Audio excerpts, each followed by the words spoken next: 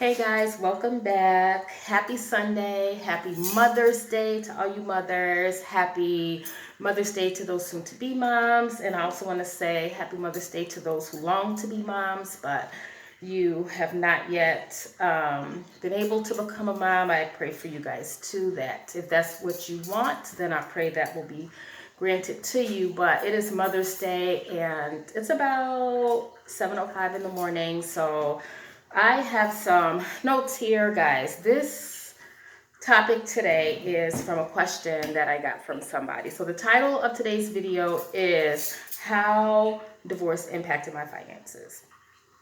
And so first, just to give some context, I'm 48 years old. I'm single by divorce. I don't have any children. I work as a sign language interpreter in an educational setting, which is a high school this year. And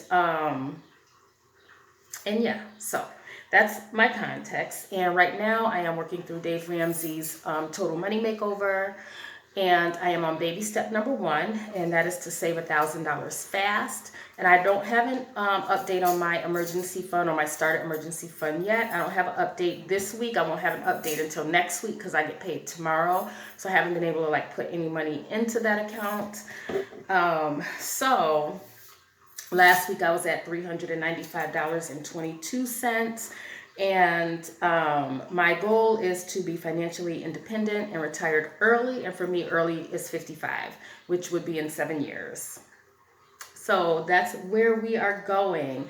But, and when I say retire from 9 to 5 work. That doesn't mean I don't want to work or I don't want to bring in money, but I want to be retired from, being on somebody else's clock. And so I had gotten a question on a community post that I made, and y'all, my coffee's brewing in the back, and I need it.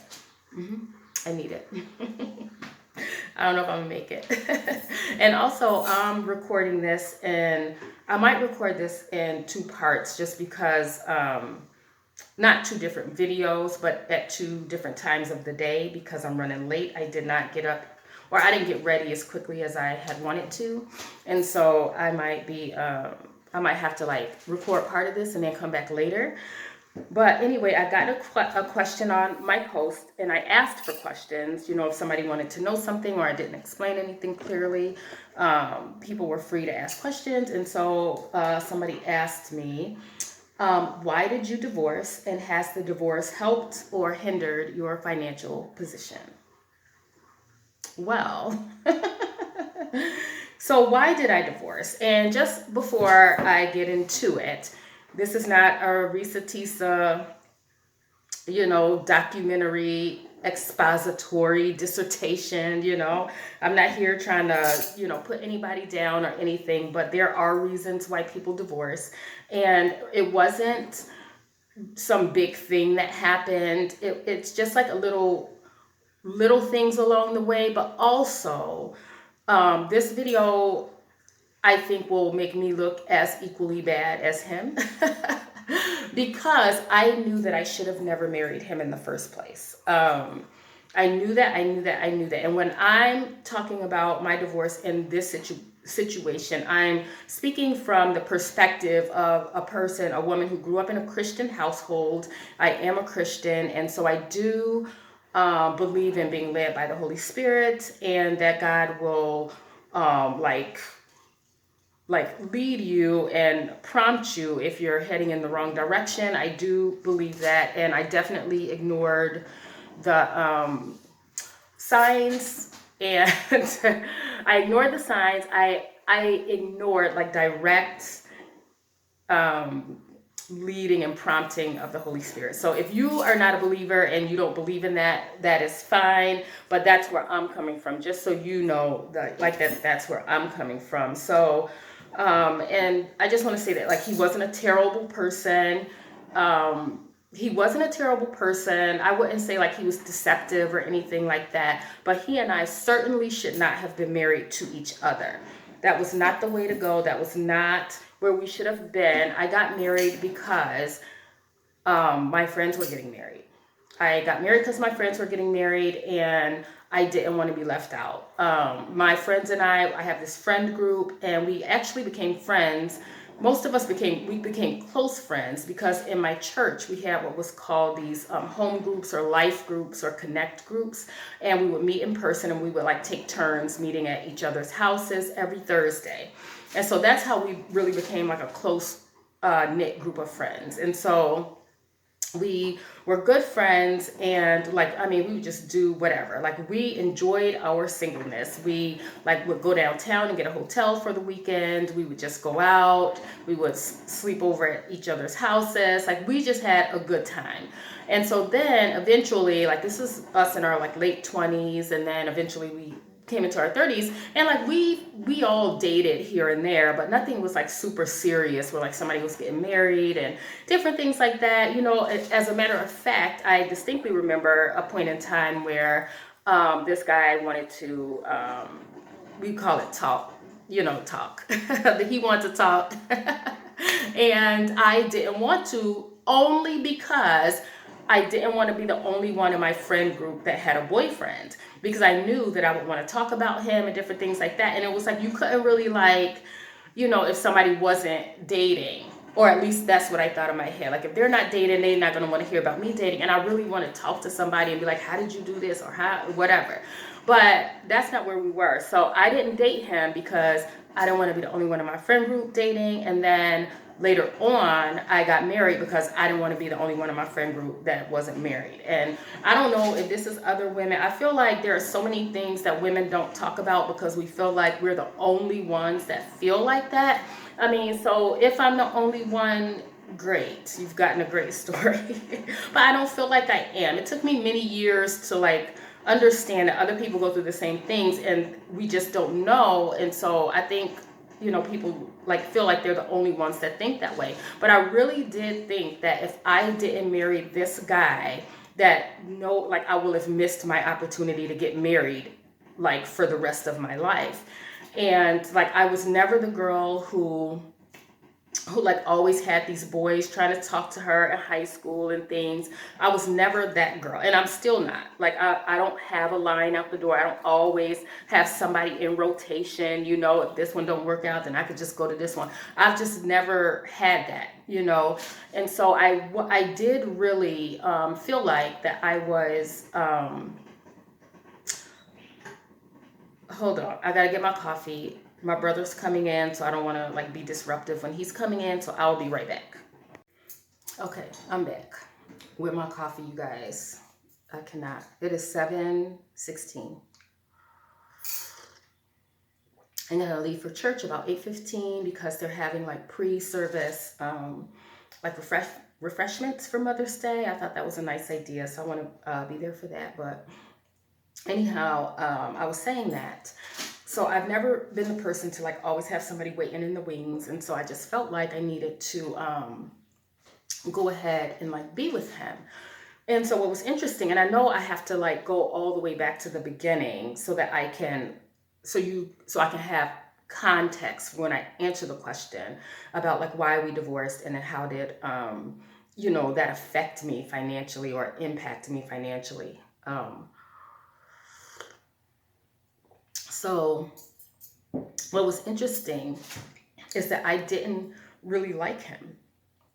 I didn't like him, but he was the one that was interested, right? I didn't like him. And it wasn't that he wasn't attractive, but I wasn't attracted to him. I just wasn't. Other people were, and I really feel like there's something to being attracted to somebody. So people have an argument that's like, oh, well, you know, and what was happening, this is what was actually happening. What was actually happening where the saints were saying, well, God won't give you what you want. He's going to give you what you need. So in my head, I automatically assumed that it was going to be somebody that I didn't like because, well, but thinking back, like now that was not accurate, right? It wasn't an accurate thought for me to have. It probably wasn't accurate for the saints to be telling people that just to, I don't know what the like goal was for that. But yeah, I don't know what the goal was for that. I don't know why that was like the hill that people decided to die on, but it was like, God's not going to give you what you want. He's going to give you what you need. And so I thought, then I'm not going to like this person. Like, even though I'm attracted to this type of person, then it's going to be somebody I'm not attracted to. So I was like, so I was right on track, right? I was right on track because I wasn't attracted to this person. And on the surface, it didn't seem like there was a reason for me not to like him, right? On the surface, he was coming to church. He was coming to our small group. He said he was a tither. He said, what else? I mean, he was a nice guy, whatever. He dressed nice, smelled good all the time. Other women were attracted to him. I just wasn't. And I really feel like that was on purpose. It was on purpose for me to not be attracted to him. I feel like God made us unique for different reasons. We can't all be attracted to the same type of person. Otherwise, there will be no reason to have people of unique personalities and things, right? So anyhow, I ignored that. And so anyhow, I was dating him because my other friends were in serious relationships. So I was like, okay, I'll date him or whatever. And at one time we stopped talking. I decided, I was like, I do not want to be with him. It is not fun. It's not enjoyable. He talked too much. Like, I just wasn't into it. The things that was important to him just wasn't important to me, and so I was like, I don't, want to do this. And so anyhow, one by one, not only now are my friends dating, but now they're getting married. And so I was like, man, now I'm going to be like the only one. And I had one girl, she wasn't my friend, but she was in our friend group. And I distinctly remember her saying, once I get married, like, I can't hang out with single people anymore.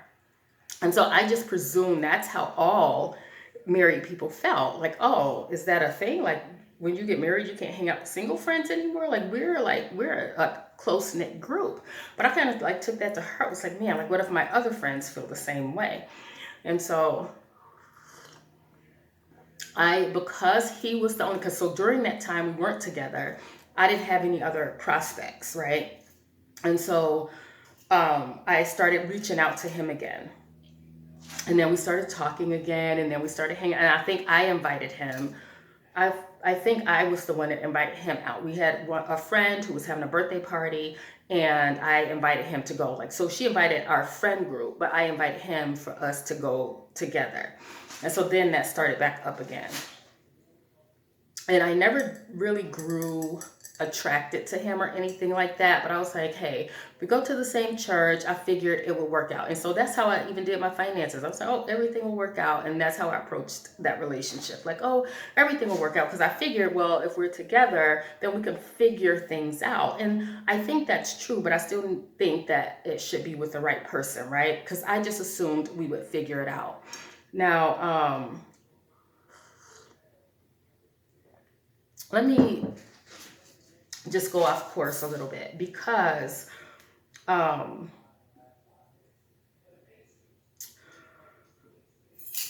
got a comment one day on my first video. On my very first video, I had gotten this comment that, and I remember in my video saying that I was grieving the life that I thought I should have. Like, I thought I would be married. I thought I would have adult kids by now, and things like that. And I remember saying that in my video, and this man made a comment under that video that I've since deleted. That's the only comment I've ever deleted, and I think I just wasn't in the mood for it that day. Otherwise, if you want to rah-rah, I can rah-rah with you, If you want a response, I can give you one. However, I deleted his comment, but his comment said, why would you think that you would be married? And you just want somebody to take care of you. And it's a good thing that any man missed that, or they did, I don't know, they didn't get trapped by me or whatever verbiage he used. But basically it was like, you just want somebody to take care of you. And I'm like, I know I never said that. Like, timestamp, please. Like, I know I never said that. And what's interesting is that people think very differently, right? He said that I want somebody to take care of me. And just to be clear, God takes care of me. like, just to put it out there, like, let's just be clear. God takes care of me. Having a husband or a boyfriend or being in a relationship is just an asset. Like, that's just a bonus. That's just like fun. Like, I don't know. I don't know. That's just like icing, right? But the Bible says that my God owns the cattle on 1,000 hills. So, like, you have a house, but it's not even on a hill. Like, you know what I'm saying? Like that's not what I'm chasing. Like, I'm not chasing that. And so, for people to think that, I think there's a general consensus. I got to put my coffee down for this one because I'm about to get into it. So I feel like generally social media got people thinking that everybody thinks the same way about whatever topic is trending at the time. And that is not true. Thankfully, I was able to grow up in a social media era. And so I know that there's real life that happens outside, right? And so social media got men thinking that women just want to marry them for their money, and women thinking that men are here to spend their money on them. And I feel like this is so short-sighted. I feel like that really does like strip away everything like that money represents, like in a relationship and in marriage, right? And so this man, and I know I'm off topic, I know I am, but I'm saying this to like bring it back because I want people to understand like my thought process as well as like social media thought process compared to like real life, right? And so my friend hosts this singles group on Facebook. And she had invited me to join the singles group, you know, like to join the group and everything. And I hadn't joined. And so she saw me at church one day and she was like, why haven't you joined? Like, you should join this group or whatever. But I'm not trying to be single. Like, I'm not trying to be this good single. Like, I've been single. I ain't trying to sit around and commiserate about being single. I'm not saying that there isn't value in that in certain seasons in life. I'm not in that season. I'm in the season of preparing to be married because I really believe that's where I'm being called to, however long that takes. But I'm not sitting around debating about what men and women want and all this stuff like this. I need to prepare for the man that God has and be listening to the leading and guiding of his Holy Spirit is what I need to be doing. So needless to say, she asked me to join the group. She talked to me about it. So I'm like, fine, I'll join or whatever. And sure enough, as soon as I joined, I think she posted, I don't know if she posted or she reposted it from somebody else, but it was this reel. And it was this man. He was probably in his 30s. I want to say he was probably in his 30s. I don't think he was older or younger than that, but just somewhere in his 30s. But he was going in on how women, when men take them out on a date, women need to pay 50%. A matter of fact, in relationships, men and women need to be equally financially responsible along the way. Like she need to pay 50-50. And he was just going in on it, right? Like, and I'm just thinking, like, first of all, I was thinking, why did she post that? And then, like, I guess to have a debate about it, I wasn't here for it. I haven't been back in that group. I haven't, like, read anything in that group since then, because that's not what I'm here for. I feel like that is so, like, short-sighted when it comes to finances. It's like, why are you dating a woman who you feel like you got a nickel and dime when you guys go out on a date? And it's not about... it's not about it's not about that. I feel like it's about so I feel like it's about like money, right? For this young man, I feel like it was giving like maybe he was new to building wealth. Like he was like first generation building wealth. And so he probably didn't want anybody compromising his safety net when it came to his finances, right? Which is understandable.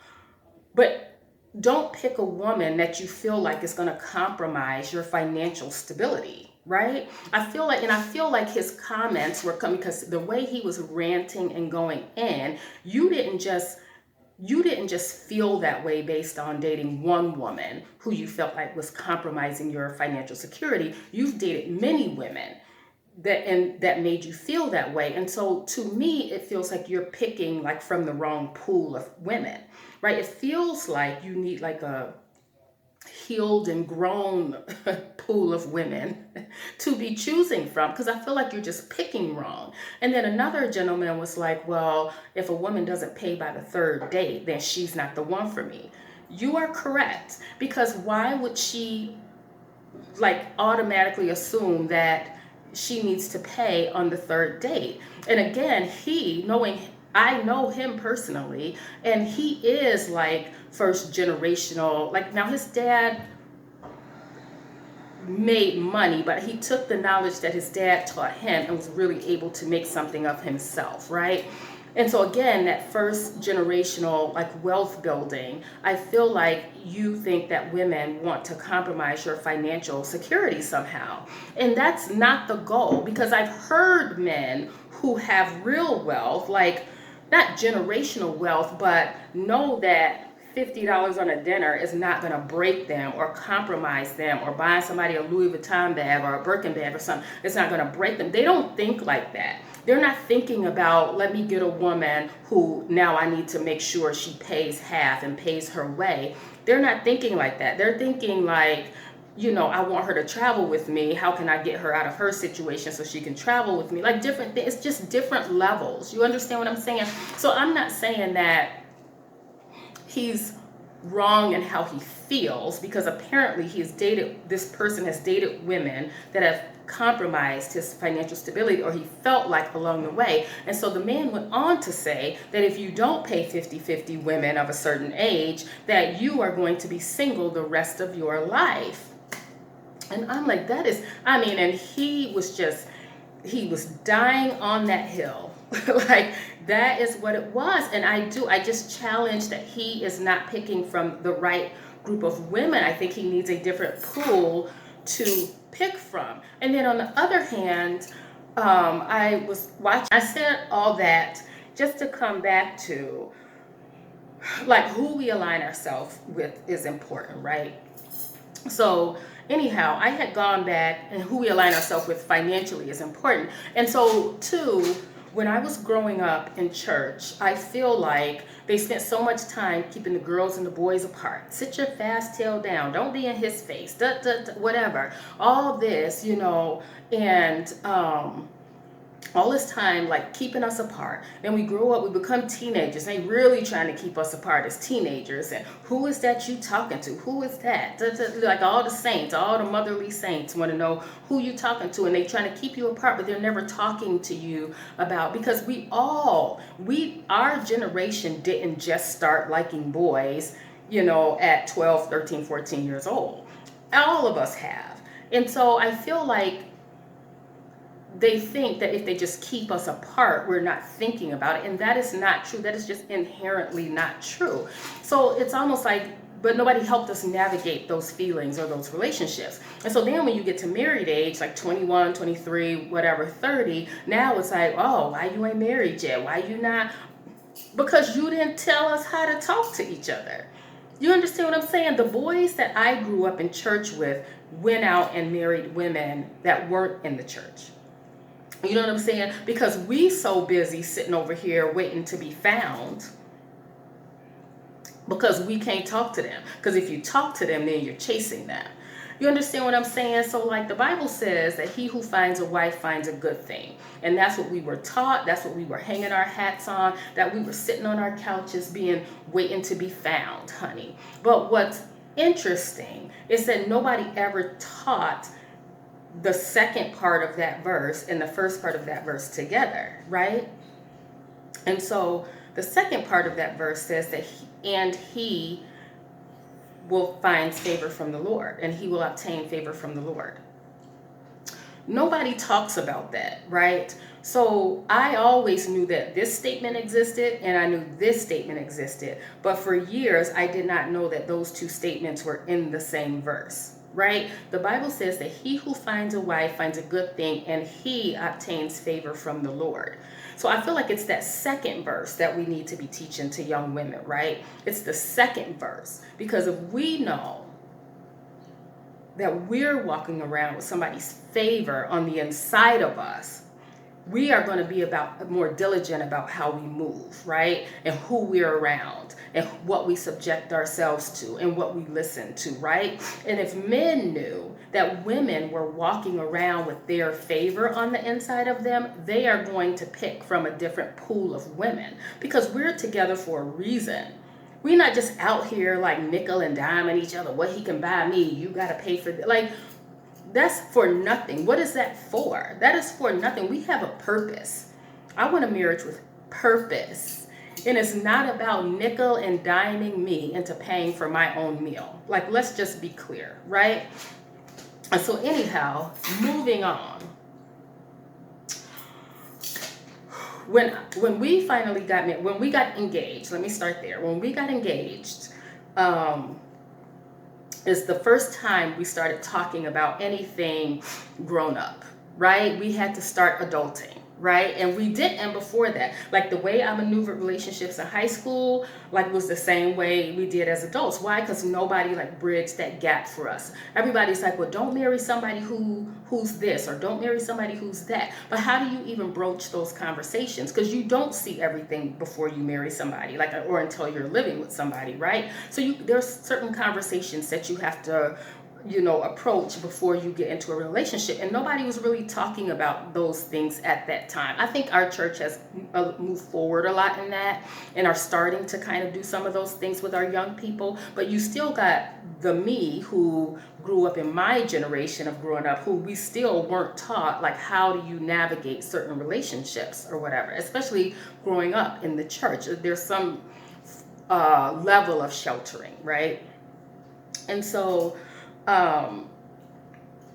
once we got engaged, even though I didn't like him, I didn't, and I don't know, he might not have liked me either, I don't know, but we were friends, and I really feel like we were meant to just stay friends, because I thought he was a fun friend, but he should have never been a husband, at least not mine, but I did think he was a fun friend, right? He was funny, or we could have fun together, but once we started dating, a lot of that fun stuff kind of went away for whatever reason. But anyhow, once we got engaged and we had to start now thinking about like where we wanted to live and things like that. So at the time I lived at home with my mom, and he lived at home with his mom and his sister and her 2 kids. Now, before we were dating and we were just friends, I distinctly remember there was a point in time where we were like going house to house for our connect groups, and I remember me and my friends asking him like, oh, like, is this your mom's house?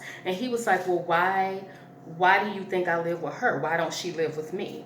Or whatever. So he let us believe that it was his house. But looking back, there was like a lot of those things where he wouldn't just answer a question directly. He would just pose the opposite perspective, right? To make us think, or to make me think that it wasn't what I thought it was. So the Holy Spirit, no, right? You gotta follow that. I should have. So anyway, we started talking about where we wanted to live, and I remember him bringing up, like, well, what if we get a duplex so that his mom could move in too? And I was like, why? Like, that is strange. His mom was not an old woman. She was working full time. She was very capable. She had her own life. There was no reason that anybody's mom needed to live with us. And I wasn't down for it, because grown women, more than one grown woman in a house is very difficult, and I wasn't having it. We were not going to cohabitate with his mom. At least I wasn't. And so then, and I was like, why would you want to do that? Like, why would you even, nothing in me thought, well, let me bring my dad with me, or let me bring my mom with me. Like, nothing. I was like, that is ridiculous. So just for some context, I grew up in a 2-parent household. My parents were married, and we all lived in the same house. He grew up primarily being raised by his grandmother and then his mom. And so he never saw the dynamic or the ebb and flow between husband and wife in the same household, right? So he had a dad, but he wasn't present. He was not present.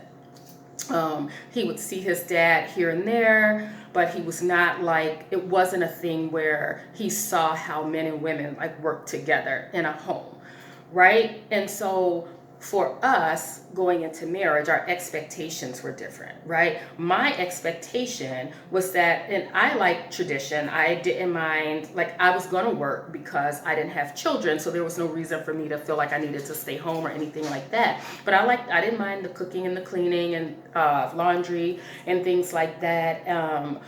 And I think there were just expectations of a husband that I thought was just built in. I thought was just built into men. And I'm sure he had expectations of what he thought a wife would do. He certainly had expectations of what he thought women did. And I think he thought women just did everything because that's what he saw. He never saw men and women like work together. And I'm not saying that a man being raised by a woman, that it can't be a good thing, but at some point he would have to realize that, hey, I'm getting married. I need to, and I didn't see this growing up. I need to, surround myself with some men who can show me like, what does this look like or whatever. Even my dad, right? He could have, and him and my dad did talk and things like that. But, and I distinctly remember, after we had gotten married that, I remember one situation where he brought food home for himself. It was like 9 o'clock at night or 8 o'clock at night. And I remember him bringing home food to eat, and he didn't bring me anything. And I was just like, why? I was like, you didn't bring me no food? And he was like, well, I thought you would have eaten already. And I was like, but you didn't even call me. So that goes back to my expectation, because when my dad left work, every single night, he never skipped a night. He always called my mom and was like, do you need anything from the store? Do we have milk in the house? He would come home from work. He would take the car. He would make sure gas was in it, make sure the tires are full, make sure when he got up in the morning, he would warm the car up so that my mom could drive us to school. Like, there were just things he just did. And so I just thought that was just inherent in men, that they would just do that. And so I just remember him bringing home, and I was just so like taken aback that he didn't even think to ask me or anything like that. And then so when we were dating, he was always like oh, let's go downtown, let's go to Ruth Chris, let's do this, let's do that. He was the one like picking the expensive restaurants. I didn't care.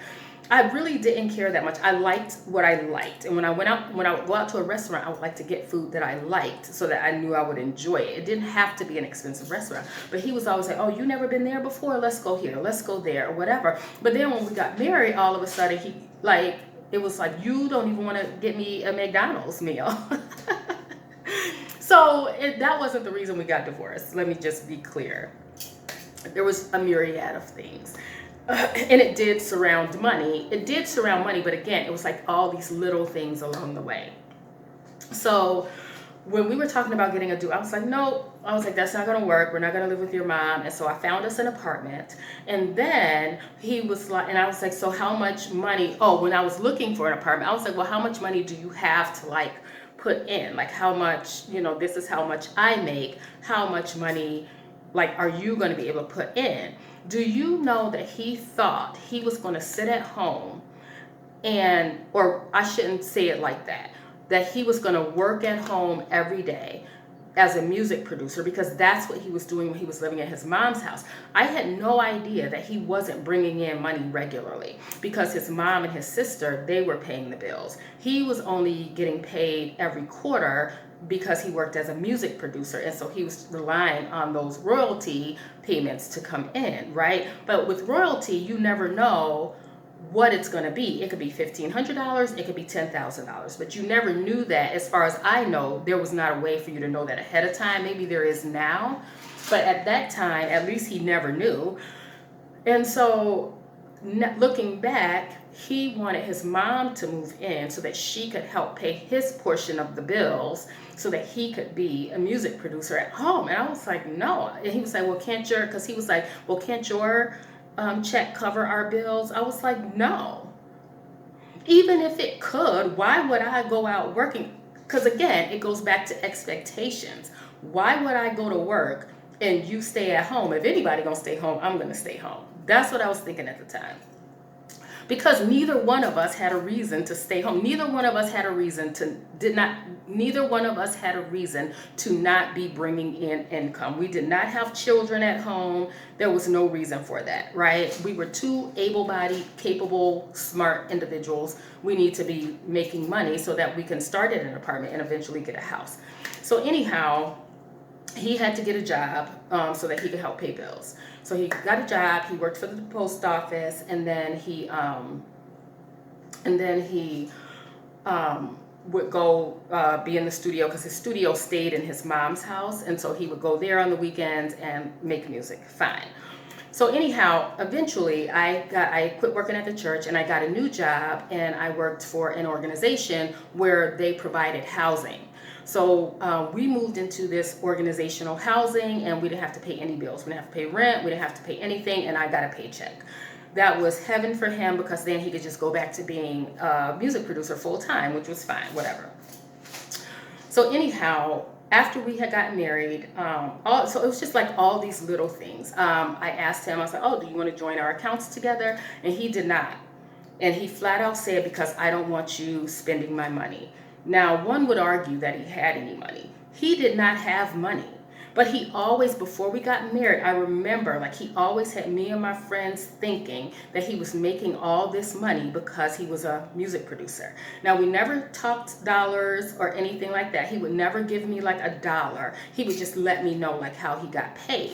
And I think that he got $10,000 one time before we, like, while we were just friends. I do remember that, because I remember him like telling his testimony that he had gotten this $10,000 check. And I think when he got that, I think he thought he had made it. And I think he thought that it was just going to keep multiplying from there. But that's not how it works. If somebody's using your music less, because he had his music in like music library for a famous person. He had his music in their library, and so people would license from that person's library or from that studio's library, and then and that's how people would like use his music for like TV shows or movies or whatever, and then he would get royalties based on that. So while we were together, I want to say quarterly he probably made $3,000 to $5,000, which when you break it down, it's not a lot. It's $1,000 a month, $1,500 a month, whatever. So it wasn't a lot of money, and which was fine, but he never wanted our finances to be together, so I really can't give you any real dollar and cents about what he was making. But because we were living in housing that we didn't have to pay for, it didn't matter, right? It didn't matter what he was doing with his money. He had this rental car. Instead of buying a car, he like rented this car every week because he wanted to look like he was this music producer mogul. Like, he just wanted it to look like that. And I was just not about lying. Like, you're not there. You are not Warren Campbell. You are just not, you know. You want to be, and that is a good goal to have, but you have to, and so me not being interested in the music industry, I don't know what he could have done to have gotten to that level. I don't know. I don't know if it's a who you know or whatever, but he wasn't there, and I know he was trying to get there. And I do remember him having a conversation with me. He was like, I don't know why, I just can't seem to get off the ground, like why I just can't seem to like make it in this industry. And I really believe the answer to that is that because the favor that's in me wasn't for him. It just wasn't for him. We knew we weren't supposed to be together. We knew it, but we went ahead because we thought we could figure it out. And it's unfortunate, right? It's unfortunate. And I really believe that I knew before he did. I knew before we got married, and I should have called it off at that time. So anyway, I know I'm all over the place, guys. And so often after we got married, during this time, I would bring up like things that we needed to talk about. And he was not into confrontation one bit. Not one bit. He was not into confrontation at all. And so he didn't want to talk to anything. If I brought anything up, he didn't want to talk about it. He was not here for it. And to deflect, he would start just bombarding me with everything I did that he didn't like. And were those things fair? Sure. I'm sure there was some merit to it, but he never brought it up when it happened. So it was like he would just save it up, just save it right here and wait until I brought something up. And then he would just bombard me with all these things, trying to deflect and try to make me back off. But at the end of the day, the thing that was on the table was never worked out. Never worked out. And it was like, and he would walk around and not talk to me for days. He would use his silence as a weapon, and he would not talk to me for days. And then he would like come back like nothing happened. I guess thinking I had forgotten about it so we could just move on. And it was just like, well, I can't live that way. Like, we're never going to fix anything. And it was almost like, am I just gonna have to like pretend like for the rest of my life? And so I know saying that y'all think I left. I didn't leave. So let me just make sure I'm keeping my timeline together. So he didn't want to commingle our accounts. Oh, and also I found out that when he said no to mingling our accounts together, at the time, him, his mom, and his sister had an account together. So he definitely didn't want me to be in there and see that. You know what I'm saying? And I wouldn't have wanted to put my money in that pool. I think that was the smartest decision we made during our marriage, was to not commingle our finances. That was the smartest thing we did, because I didn't know what he was doing. He didn't want me to know, or whatever. And it didn't matter, because we didn't have to pay any bills. I can only imagine if we really had bills to pay and he really had to work a 9-to-5 full time, because he didn't know what to do to get to the next level of being this music producer where he's making full-time money. And something else that he was doing was that when he was working, like, so when I worked for this organization, he would like go to the studio, like from like the studio that was in the basement of his mom's house. That's where he would work all day. And for 12 hours, he would be gone for hours making music. So he created like his own library of music. And so he would be in touch with these like local artists, and they would come and have like these listening sessions with him. And they could leave his studio with 7, 8 songs, 10 songs if they wanted to, for free. And he never charged them for the tracks. And I was like, why would you do that? Like, why would you just let them walk out freely? And he was like, well, because I'm going to get paid on the back end. So basically, when they write a song, record it, shop it to a radio station, it gets played on the radio, and then people start buying it. Then he feels like he would get paid because of the music license or whatever. And I'm like, but that could be years. That could be years. And like, what if somebody just gets bored with it and they decide they don't want to do it anymore? So now all this music of yours have walked out the door for free. And it's like, so it was just like, there was just no, I don't know, no business sense. It was almost like he wanted to like help people and be helpful because he knows people don't have a lot of money. But we went to, there was another music producer at our church, and I remember him telling him, you need to be charging for your music, because you, like, now you've spent 12 hours making 2 tracks, they've walked out the door, and you don't have any money to show for it. Because as far as I know, none of the local artists that he's worked with have like made it to where they're being in rotation on the radio and the music is in the store or downloadable or anything like that I know of, you know. And so, to make a long story longer, but no, so the short answer is we divorced because of all these little things, like the non-communication. And I do remember the one incident that just like brought everything to a head was his family, I'm telling you, like when I say that they like to make it look like they have money, but they had none, that was the whole family. And so at one point, because his mom was working, but she had already retired. She retired and got her lump sum, like, retirement package, and then her and all the kids spent it, and so she had to go back to work because she wasn't, like, she couldn't collect Social Security until a certain age, right? And so that's how money was being handled. And so I remember they wanted to go on this trip. His family wanted to go on this trip to Arizona. Now, I was the black sheep of this entire thing. They didn't like, because I wasn't impressed by them. You know, they all grew up and hobnobbed with famous musicians and entertainers, right? They all did.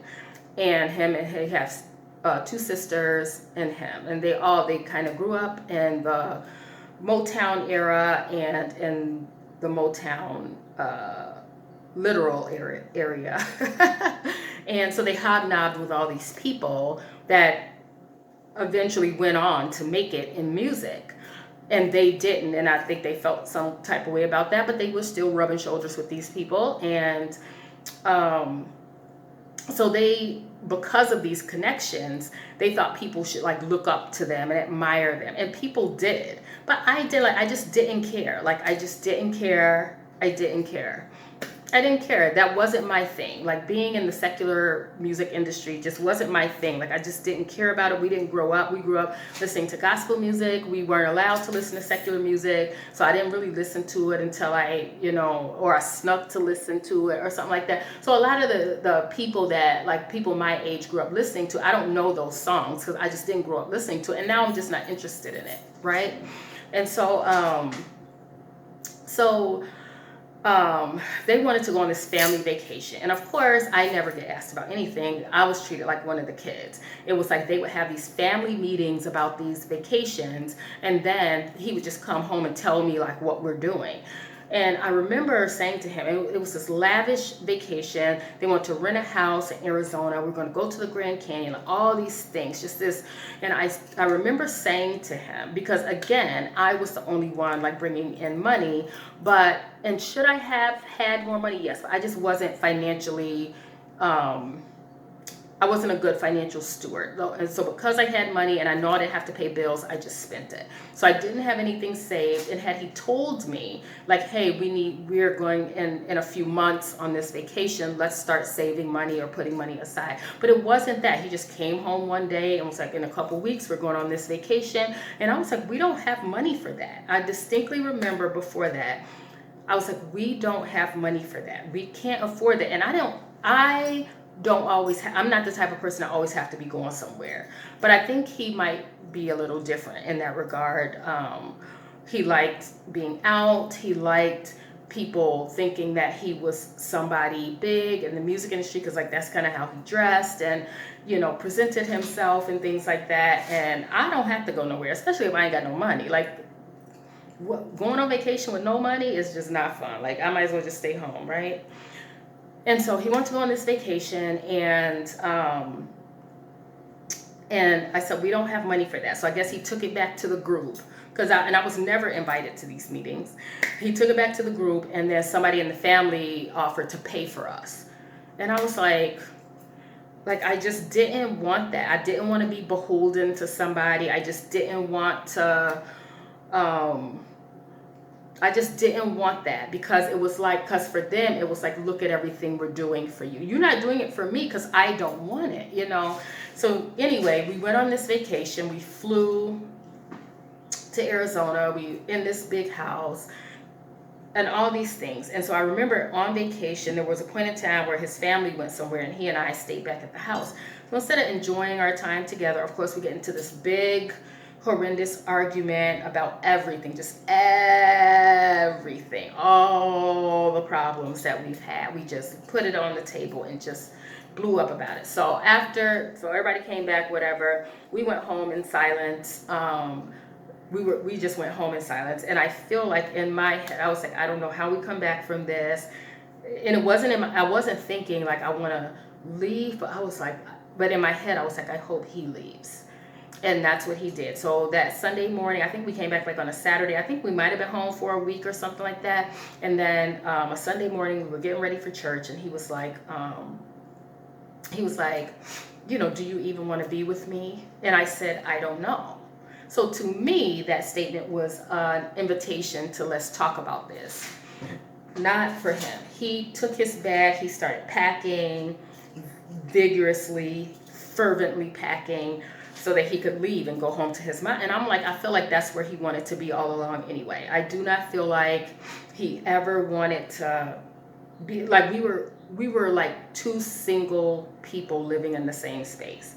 It was ridiculous. I was like, this can't be the marriage that everybody's talking about, and it looks like we, this is the thing to be, and this coveted status in life to be married. I was like, this can't be it. And it was because it was we were each married to the wrong person. And so he left, and I felt like this weight just off my shoulders. And I knew that this was my out. I didn't have to go back. I didn't have to take him. And sure enough, a few days, he's like, oh, I miss you or whatever. Did not care. I was done. Now, I was angry at God because I was like, why? I saved myself for marriage. I did all these Christian things. I followed all these rules. So why was it? Why was this? And I knew that I didn't listen to the Holy Spirit, but I was mad at God that he didn't come down and strike something and just stop me from doing it. But if anybody would have told me not to marry him, I wouldn't have listened, because I was grown and I knew what I was doing, and I wouldn't have listened anyway. So that we got divorced because we shouldn't have been married in the first place. And so there was no foundation to like keep us together. There was nothing to go back to be like, okay, let's fix this. And I know so much more now, like what questions to ask. I know now that if I ask somebody, like these difficult, because there are things that are very difficult to talk about, especially as Christians, when you were taught not to talk about that, not to look at that, turn that TV show off. So instead of like parents using TV, the things like the intimacy or sexuality that's happening in TV shows to like open doors for conversations for kids, it was like, shut that off. So you just never knew anything. You understand what I'm saying? Like you never knew what was going on. And so, or never knew what to do, or like, how do I get from this teenagery aspect to now grown woman? Like, how do you do that? And nobody like really taught us that. And so, so we never like really broached any conversations. And so now I know that if I broach a conversation, and I'm not saying that it wouldn't be difficult to talk about, but if they just are just flat out refusing to talk about certain things, then we can't be in a relationship, because there's no way. And I remember us having a conversation, like we had gone to like premarital class at our church. Like that's the first thing, like after you've been in the relationship and now you think you want to get married, so now go to this premarital class. Well, where was all the teaching before that, So we go to this premarital class, and I remember it was one of our assistant pastors. He gave us this homework assignment to be like, he was like, ask each other this week and write down some things. Ask the other, like, what is something that I'm not doing that you feel like you would like me to do? Or, what do you want to see from me? And different things like that. And I'm sure that question was just a baseline question to like open the door to other things, right? So of course I asked, because I'm all about let's do the thing, let's do the homework, and so I said to him, I was like, well, what is something that you feel like, and we were just in the car driving, it wasn't supposed to be this serious, like, it wasn't supposed to be a heavy conversation, right? And so I was like, well, what do you want, like, what is something that you like want me to do that you feel like that I'm not doing or whatever? And he said, well, I shouldn't have to tell you that. I should have known right then that it wasn't that communicative, like deep dive was not going to get any better. It wasn't going to get any better, and it didn't. It was like, he thought things were just going to be automatic, because that's what he said. He thought, well, I thought it would just happen. I thought you would just be this way. But am I different than when we got married? Like, I don't know. Like, but he would never like really expound on anything. So I never really knew. So I was just navigating this relationship based on my own expectations or what I thought, because he wouldn't give me anything like to go by. Like I had no leading to go by, you know. So so he left, and basically I never looked back, and I was mad at God. I didn't want to date, I didn't want to be married, nothing. I was done. But then a few years after that, so we lived in the same marital home for 3 years, and then he left, and so we lived separately for maybe 3 years. And then I eventually filed for divorce, because then I wanted to get back out and date and different things. And so yeah, so I never looked back. We never stayed in touch. Like when we knew it was done, it was done. It just had to be done. We couldn't have kept going. That wouldn't have been good. And so it was a relief to me that he left, because the Bible says when an unbelieving spouse leaves, let them leave. Let them leave, like immediately. That is the scripture that came to me. And you might say, well, he was a Christian. He was a Christian. Because you're a Christian don't mean you are a believer. You can label yourself a Christian all you want to, but believers behave a certain way. Believers have standards that they follow and that they go by. So I would challenge that he was not a believer, that he was doing all the things, but that's not really what was happening behind closed doors. But all those things, I didn't really get into all those things because it was my fault that I was in that relationship. I knew I shouldn't have. I know that the Holy Spirit was leading me and telling me not to. It was like 3 different things that happened that I could have walked away. And one of them was when he asked me like if we could get a place so that his mom could move in, because our values didn't align. Our values, our expectations didn't match. And why? Because we didn't have those difficult conversations. So how it impacted my finances was that it didn't, because we kept everything separate. And I feel like, and so when people ask me why I tithe, it's that promise that's connected to it. It's that protection. So even in my mistake, even in my misstep, God was protecting me and not allowing us to have our finances commingle. So when people ask me why I tithe, listen, I don't play with the tithe. I don't play with it, because he's protecting me even in my nonsense. You understand what I'm saying? So yeah, so that is why we got divorced, and that was the impact it had on my finances, which it was none. So when we got divorced, it was like the cleanest, easiest divorce I have ever heard. There are days that I forget that I've even been married before. That's how clean and easy and nondescript it was. And that was nothing but God. We weren't fighting over any assets. We weren't fighting over any child custody. Nothing. And I don't think I could have asked for a better and easier divorce than I did. And so that was that I wanted to answer that question. And I know it was super, super long. Hopefully you listened to it just in increments so that you can get through the whole story. But also I have some good news. I have some amazing news, actually. So I know in the title it says my student loan balance is 0, because it is. So when people ask me why I tithe, listen, last week I had done my video, and then I had gotten a message.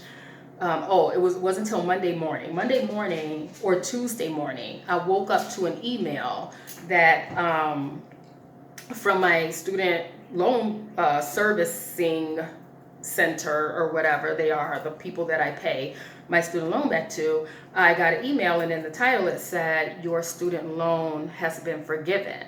I was like, that's probably fake, because you know how you get those credit card things in the mail that say you've been approved for a $5,000 limit, and then you open it up and it's an application, and you have to like apply, and then they could tell you no. I thought it was something like that. I'm like, oh, I'm gonna open this and it's gonna be like, oh, you can apply to have your student loan forgiven, you qualify to have, for us to like look over your documents or whatever. That's what I thought it was going to be. But anyway, I couldn't fall back asleep. It was like 3 o'clock in the morning. I couldn't fall back asleep. I was like, let me open this up. And I was like, and so first I was looking at the email address, like, is this fake? Like making sure like all the words were spelled right. I was like, is this fake? If I click on this link, is it going to download a virus to my computer? Like I was all the things. I was like, that gotta be fake. That gotta be fake. So I opened the letter, and it said that the administration, the Biden-Harris administration, has qualified you to have your student loan forgiven. Your balance is 0.